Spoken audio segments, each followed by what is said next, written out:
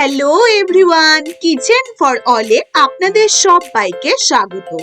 আজকে আমি আপনাদের করে দেখাবো সয়া পোলাও। সয়াবিন দিয়ে এই পোলাও একবার খেলে মুখে লেগে থাকবে। ভীষণ টেস্টি হয় আর ভীষণ সহজভাবে আমি আপনাদের করে দেখাবো।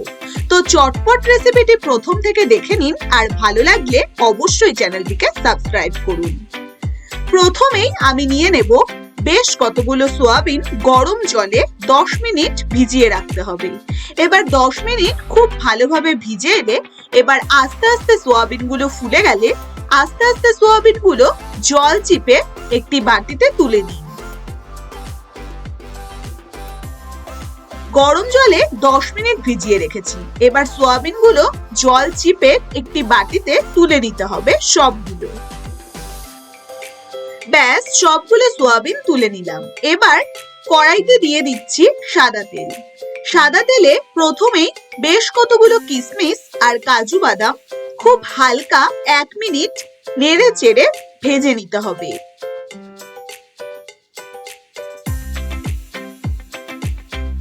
খুব সামান্য 1 মিনিট নেড়ে চেড়ে ভেজে তুলে নিন। এই সয়া পোলাও খুব সহজ পদ্ধতিতে আপনারা যে কোনো স্পেশাল দিনে বানাতে পারেন। এবার সেই তেলের মধ্যে আমি দিয়ে দেব 1 চামচ ঘি। এবার ঘিটা সম্পূর্ণ গলে এলে তাতে দিয়ে দেব ফোড়নের জন্য 2টো তেজপাতা, বেশ কিছু লবঙ্গ, এলাচ, দারচিনি।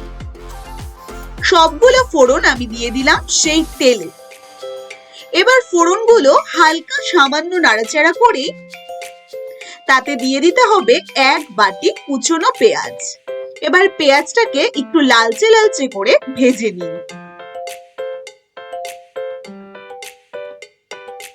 পেঁয়াজটা খুব সামান্য প্রথমে একটু লালচে লালচে করে ভেজে নিয়ে এবারে তাতে একে একে দিয়ে দেব 1 বাটি একদম ছোট ছোট টুকরো করা টমেটো কুচি। এবার টমেটো গুলো খুব ভালো করে পেঁয়াজের সাথে ভাজা ভাজা করে নিন।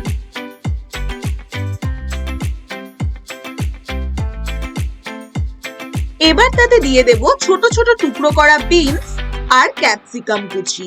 দিয়ে দিলাম বেশ কতগুলো কাঁচা লঙ্কা কুচি। এবার সবকিছুকে সবজিগুলোকে খুব ভালো করে ভাজা ভাজা করে নিতে হবে। এবারে তাতে দিয়ে দেব একে একে 1 চামচ জিরের গুঁড়ো, 1 চামচ হলুদ গুঁড়ো, 1 চামচ ধনে গুঁড়ো, 1 চামচ লাল লঙ্কার গুঁড়ো। এবার সবকিছুকে মশলাগুলোর সাথে আরেকটু নাড়াচাড়া করে ভেজে নিন।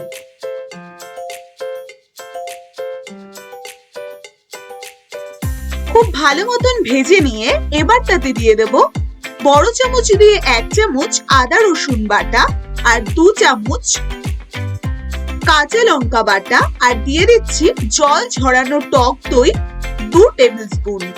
এবার তাতে দিয়ে দেব যে সোয়াবিন গুলো আমি জল থেকে চিপে তুলে রেখেছি, বয়েল করা সোয়াবিন গুলো। এবার সবকিছুকে ভাজা ভাজা করে নিতে হবে। দইটা দিলে এই সোয়াবিনে কিন্তু আলাদাই একটা টেস্ট আসে। একদম বেশি পরিমাণে দেব না, বড় চামচ দিয়ে 2 চামচ জল ঝরানো টক দই দিতে হবে।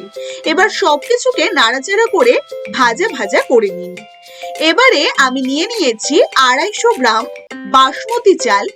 জল দিয়ে ধুয়ে 10 থেকে 15 মিনিট এরকম ছড়িয়ে রাখতে হবে, যাতে চালগুলোতে একদম জল না থাকে, জল ঝরানো চাল। দেখুন, আমি হাতে নিয়ে আপনাদের দেখিয়ে দিচ্ছি, একটা চালও কিন্তু হাতে লাগছে না। এরকমই পুরো জলটা শুকিয়ে নিতে হবে। এইভাবে ঝরঝরে চালটাকে দিয়ে দিন। এবার চাল দিয়ে এবার চালটাকে সবজিগুলোর সাথে খানিকক্ষণ ভাজা ভাজা করে নিন।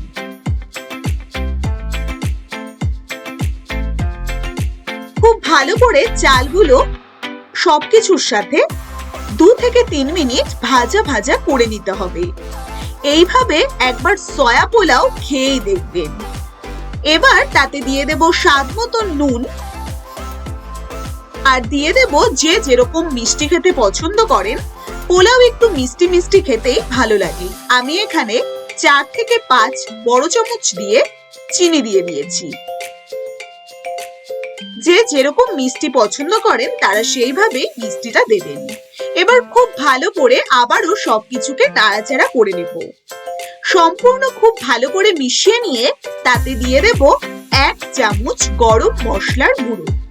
এবার তাতে পরিমাণ মতন, আমি এখানে 250 গ্রাম চাল নিয়েছি, তাই আমি এখানে বড় কাপ দিয়ে 2 কাপ আর হাফ কাপ মতন জল দিয়ে দিলাম। আপনারা যে যেইভাবে চাল দেবেন সেইভাবে মাপ অনুযায়ী জল দিতে হবে। আমি এখানে 2.5 কাপ বড় কাপের জল দিয়েছি। এবার সবটাকে মিশিয়ে নিয়ে তাতে ভেজে রাখা কাজু বাদাম কিশমিশ দিয়ে ভালো করে ঢেকে রাখুন 20 মিনিট থেকে 25 minute. 20-25 minute medium to low ফ্লেমে রেখে 10 মিনিট মিডিয়াম টু হাই ফ্লেমে রাখুন আর 10 থেকে 15 মিনিট মিডিয়াম টু লো ফ্লেমে রাখুন। এবার 20-25 মিনিট বাদে ঢাকনা সরিয়ে দেখে নিন চালটা হয়ে এসছে কিনা। এবার দেখুন আমি ঢাকনা সরিয়ে দেখে নিচ্ছি, বেশ হালকা হালকা কিন্তু জল জল ভাব আছে, চালটা আর একটু হবে। এবার আবারও একটু ওপর নিচ করে নেড়েচেড়ে দিয়ে আবার ঢাকা দিয়ে রাখতে হবে 10 মিনিট মিডিয়াম টু হাই ফ্লেমে। 10 মিনিট রেখে দিন এইভাবে ঢাকা দিয়ে। 10 মিনিট বাদে আবার ঢাকনা সরিয়ে দেখে নিন, এবারে কিন্তু মনে হচ্ছে একদমই রেডি। দেখুন আমি ওপর নিচ করে দেখিয়ে দিচ্ছি, একটি চালও কিন্তু ভাঙবে না আর প্রত্যেকটা চাল একদমই ঝরঝরে হবে, একটির গায়ে একটি লেগেও নেই। দেখুন এই পোলাওটা কিন্তু ভীষণই ঝরঝরে হয় বন্ধুরা। এবার যখন হয়ে আসবে তখন ওপর দিয়ে দিয়ে দিতে হবে 1 চামচ ঘি। খুব ভালো করে এবার ওপর নিচ করে সবটাকে মিশিয়ে দিন। খুব ভালো করে মিশিয়ে দিয়ে এবার গ্যাসের ফ্লেম অফ করে রেখে দিন আরো 5 মিনিট। এবার 5 মিনিট বাদে দেখুন ভীষণ সুন্দর কিন্তু পোলাওটা হয়েছে। যেরকম দেখতে হয়েছে সেরকম খেতেও কিন্তু বন্ধুরা ভীষণ টেস্টি। আমি আপনাদের কথা দিচ্ছি, আপনারা এই স্টাইলে বানালে খেয়ে দেখবেন, ভীষণই ভালো হয় এই সয়া পোলাও।